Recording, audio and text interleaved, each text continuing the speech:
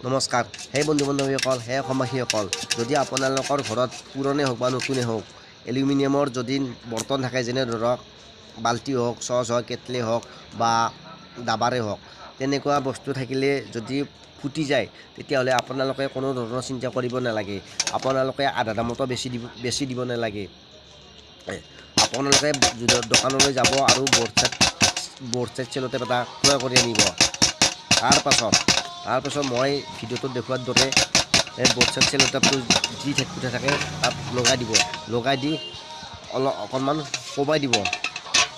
হাতুৰিৰে হওক বা কটাৰী নালেৰে হওক বা বাৰীও হ'ব বাৰীৰে দিলেও কথা নাই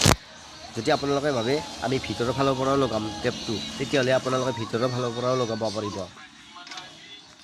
ইয়াত কোনো ধৰণৰ কথা নাই যদি কিন্তু এটা কথা দেই আপোনালোকে জুইত নিদিব আপোনালোকে পানী থোৱাৰ বাবেহে হ'ব এইটো